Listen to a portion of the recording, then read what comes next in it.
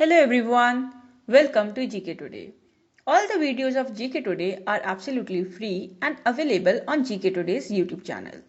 And if you are looking for interactive quizzes in text and also their solutions, please download GK Today's Academy Android app. We have several free and paid courses in that app. Now this particular series is of 60 videos and in each video we are going to discuss select 15 questions and we shall also do 500 test questions after end of this series. Now let's start with the questions on Indian polity. So the first question is, who among the following headed the Advisory Committee on Fundamental Rights, Minorities and Tribal and Excluded Areas Committee under the Constituent Assembly? Your options are option A Jawaharlal Nehru, option B Vallabhbhai Patel, option C H.C. Mukherjee and option D Maulana Azad. See, the correct answer for the question is option B, that is Sardar Vallabhbhai Patel.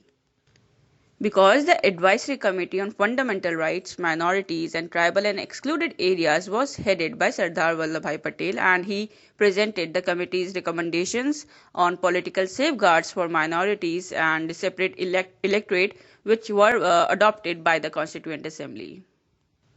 Whereas talking about the other options, so Jawaharlal Nehru was given Union Powers Committee and Union Constitution Committee, whereas H.C. Mukherjee headed the Minorities Subcommittee, that was a subcommittee under the Advisory Committee on Fundamental Rights, Minorities, Tribal and Excluded Areas.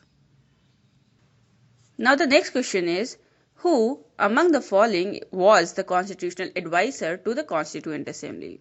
Your options are Sachidanand Sinha, option B B.N. Rao, option C H.N. Kunzru and option D V.N. Menon.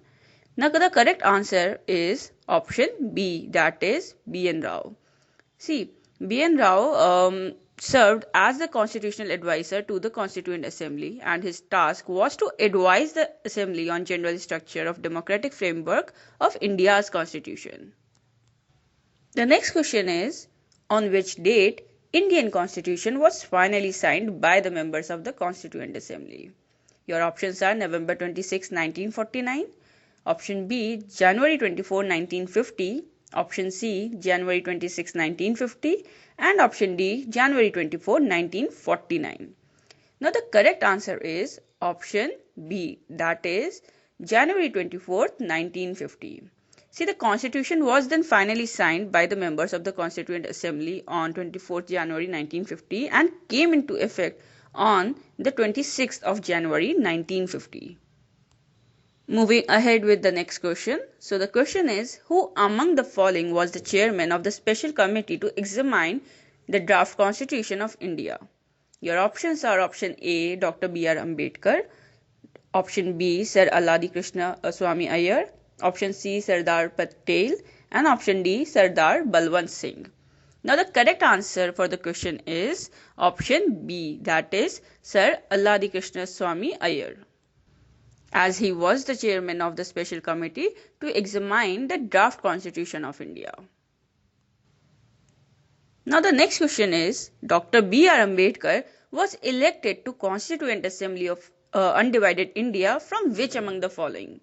Your options are United Provinces, West Bengal, the Bombay Presidency and Punjab. Now the correct answer is West Bengal. See, the Constituent Assembly of Undivided India, which had met for first time on 9th December 1946, was convened to meet on 14th August 1947. And at that point, it became the Sovereign Constituent Assembly for Divided India, Dominion of India. And at that point, the members representing Bengal, Punjab, Sindh, etc., which went to Pakistan now, ceased to be members of Constituent Assembly.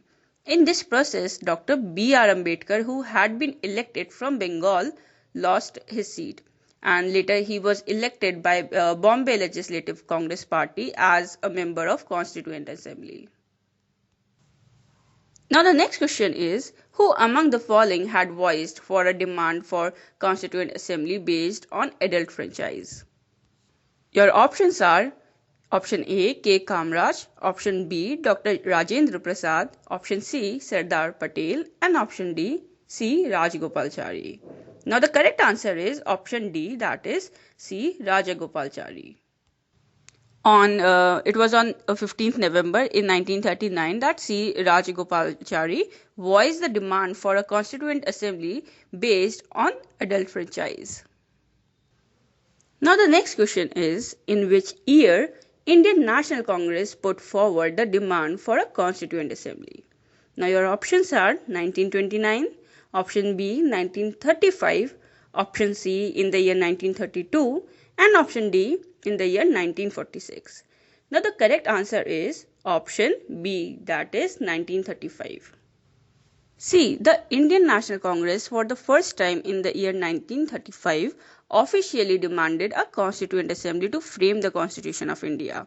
And in the year 1938, Jawaharlal Nehru declared that the Constitution of India should be framed without any outside interference. The next question is, the demand for Constituent Assembly was accepted in which proposal of the British government?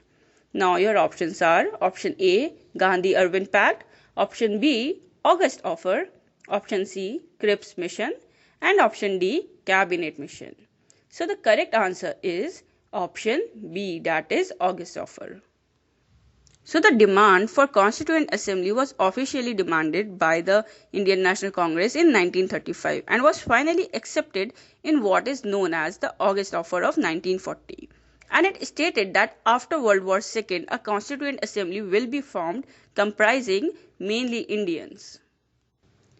Now the next question is, who among the following put forward the idea of Constituent Assembly for India for the first time? Your options are Jawaharlal Nehru, Sardar Vallabhbhai Patel, Dr. Rajendra Prasad, and M.N. Roy. Now the correct answer is M.N. Roy. See, it was M.N. Roy who in 1934 put forward the idea of Constituent Assembly of India for the first time. He is also known as the pioneer of communist movement in India and an advocate of radical democratism. Now the next question is, which of the following personalities was not a member of the Constituent Assembly? Now your options are K.M. Munshi, option B, Dr. Rajendra Prasad, option C, G.V. Malvankar, and option D, Mahatma Gandhi. So the correct answer is Mahatma Gandhi. See, Constituent Assembly was not directly elected on the basis of adult franchise, but it did comprise representatives from all the sections of the society, right? And it included all the important personalities with the exception of Mahatma Gandhi and M.A. Jinnah. So the next question is, who moved the historic objective resolution on December 13, 1946 in the Constituent Assembly? Now your options are option A, Jawaharlal Nehru, option B, Mahatma Gandhi, option C, Dr. Rajendra Prasad, and option D, G.V. Malvankar. Now the correct answer is option A, that is Jawaharlal Nehru. Now Jawaharlal Nehru moved the historic objective resolution in the Constituent Assembly on 13 December 1946.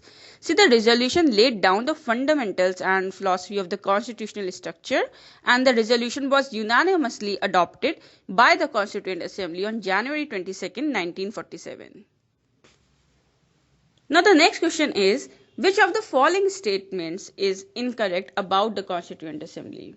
Now your options are, several committees were formed for the functioning of Constituent Assembly.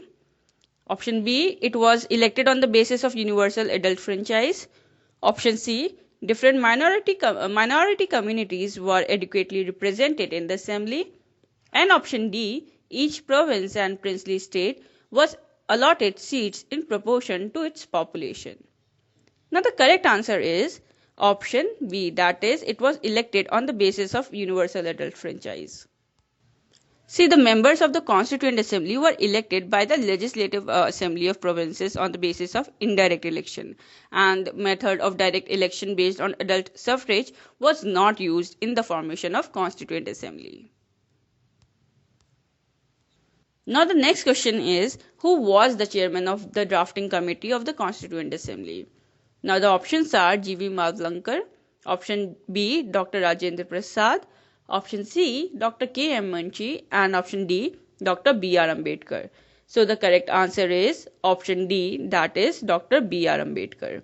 See, the most important committee of the Constituent Assembly was the Drafting Committee that was set up on August 29, 1947. And it was entrusted with the task of preparation of the draft of the Constitution. And it was Dr. B.R. Ambedkar who was the chairman of the committee. Moving ahead with the next question. So the next question is, in which year Constituent Assembly ratified India's membership to Commonwealth? Now your options are in the year 1948, option B 1949, option C 1950, or option D 1951. So the correct answer is option B, that is in the year 1949. See, the Constituent Assembly ratified India's membership of Commonwealth in May 1949. Choosing to remain in the organization was India's first major foreign policy decision after independence, and Commonwealth is a free association of sovereign states. Now the last question for today's video is, who is called as Modern Manu?